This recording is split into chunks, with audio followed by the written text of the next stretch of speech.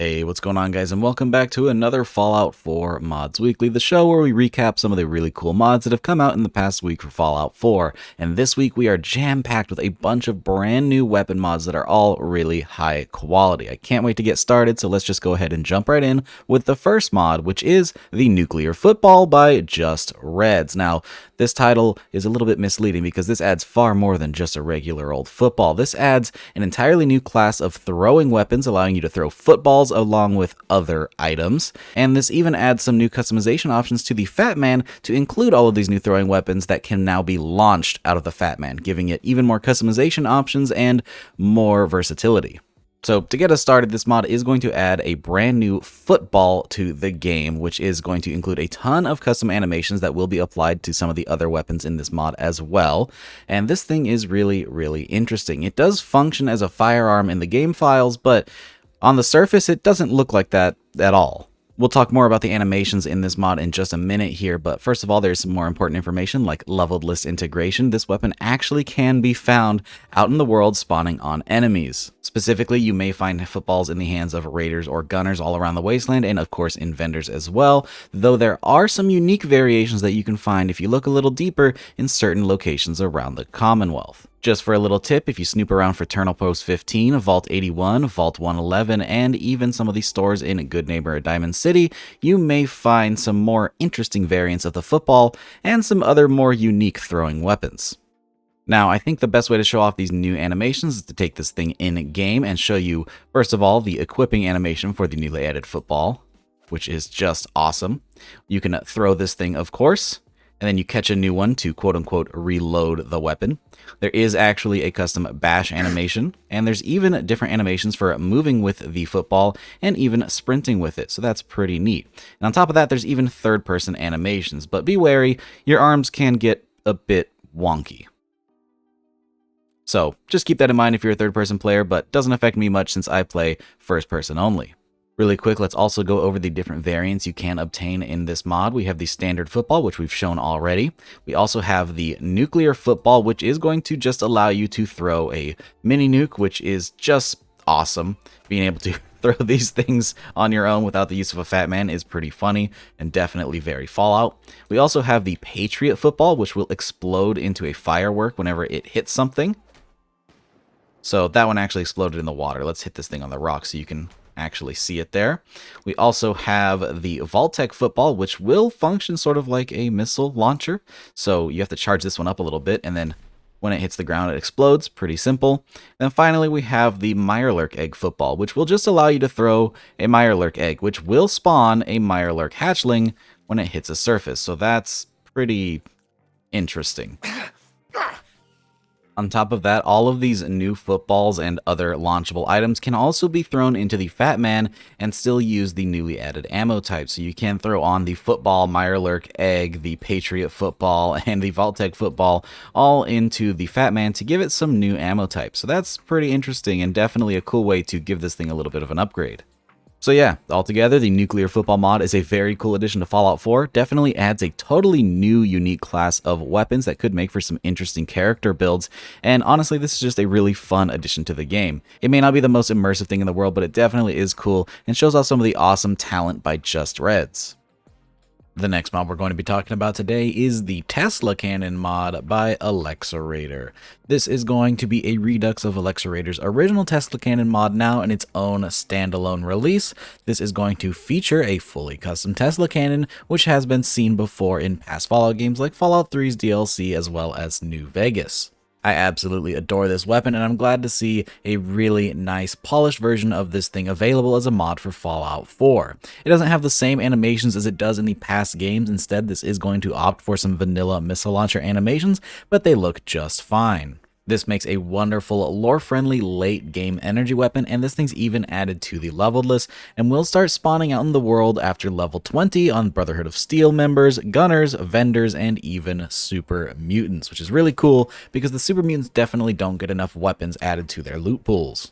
On top of that, there's even a unique version of the Tesla Cannon known as the jury-rigged Tesla Cannon, and that one can be found over at Big John Salvage in the very top trailer car. It's actually the same location as one of my unique skewer variants, so if you have both mods installed, you're going to be in for quite a treat whenever you head over to that location. The standard version of the Tesla cannon in this mod does have a handful of customization options, including different batteries and different prongs, whereas the unique version has no customization options whatsoever, but it's definitely the most powerful option you can pick up, featuring the highest damage and the highest magazine capacity. Whether you're taking down big robots or swatting vertebrates straight out of the sky, the Tesla cannon is an awesome option, especially for you energy weapon lovers. This thing's super cool, sounds super beefy in your hands, and I just absolutely adore this thing. The next mod we're checking out is Pig's Akimbo weapon, backed by, of course, Pig. This is going to add 5 brand new pistols that you can dual wield in Fallout 4. Featured in this mod are the dual Soviet pistols. This is going to be a pair of Tokarev pistols that will start spawning after level 5. You have the Akimbo handguns, which is going to be a dual set of Beretta M9s that will also start spawning in the world after level 8. You'll get the Twin Eagles, which is going to be 2 massive Desert Eagles that will start spawning after level 15, a pair of laser pistols, which will start spawning in the world after level 12, and the Service Pistols, a pair of H&K USPs that you can also dual wield alongside the other weapons, and these ones will start spawning after level 10. Super cool to see a handful of dual wielding options in the game, especially ones that actually appear on enemy leveled lists. That makes this very, very interesting. This mod is actually going to take the dual wield animation straight from neeher, and also some models from some of Millennia's New Vegas mods to add in the new weapons, making for an awesome mix-up of work from a bunch of talented authors. Additionally, there are even some customization options for each of these weapons. They're not as in-depth as your typical weapon mod, but it still adds some customizability even with the dual wield stuff, so that's pretty neat.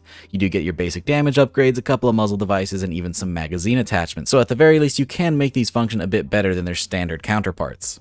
So if you've been looking for even more dual wield variety and want awesome pistols to use in the Commonwealth, I'd highly recommend picking this one up. Really cool stuff by Pig and definitely a really interesting concept.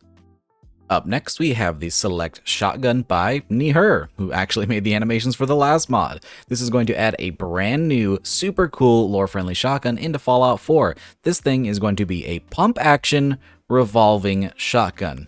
Yeah, its magazine is a revolving cylinder and it is pump action, making for one of the most unique actions available for any mod out there that I know of. On top of being super crazy and weird, this also has a ton of customization options, including, of course, a handful of attachments that change the way the weapon functions, but also a ton of customization in the skins that you can apply to this thing. There's actually 3 different categories with the base metal, the trim metal, and the wood furniture, which you can change out for a ton of different styles that make this weapon look completely different, so you can customize it all to your own. On top of that, there's even a little charm that hangs from the weapon, and you can customize the emblem on that as well.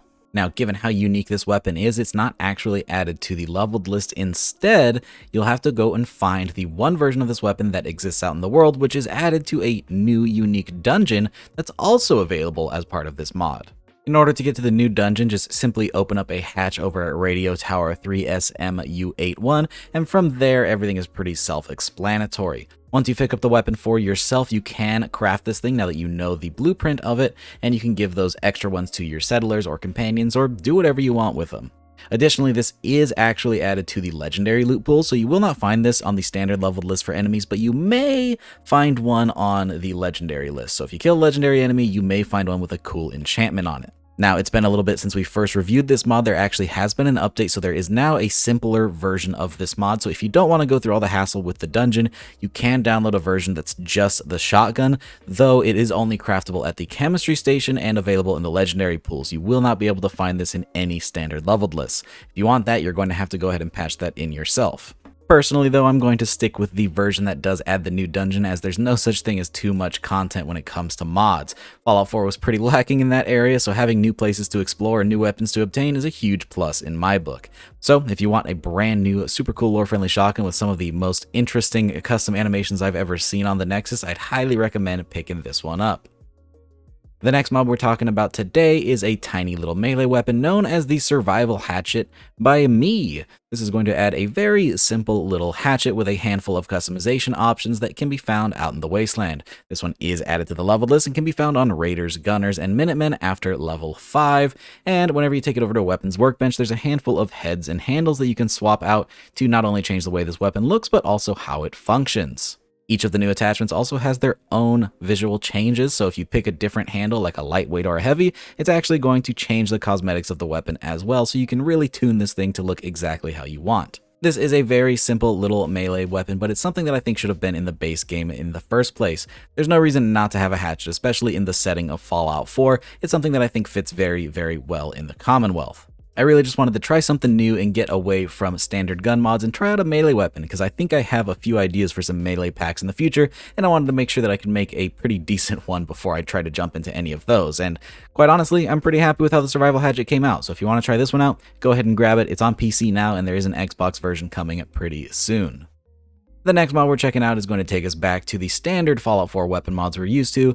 We're checking out the Escape from Boston G36 Redux by SalientPhantom. Now, SalientPhantom has come out with the G36 before, but this one is going to be reduxed, including a ton of new attachments, updated meshes and textures, and some beautiful custom animations. And I gotta say, I love this G36 a lot. I'm not huge into making my Fallout super modern or tactical, but I do really like this weapon. If you're not familiar with the G36 already, somehow this is going to be a pretty crazy, bulky piece of German engineering with a ton of customization options, including some of the classic rails and sights, and even some cool newer attachments, including some Americanized parts, which I was not expecting in this mod, but I'm very happy that they are added. If you want to get your hands on this weapon after you've installed the mod, you're not going to be able to find it until level 25, where you'll find it on the Gunners and Raiders, as it is added to their leveled lists.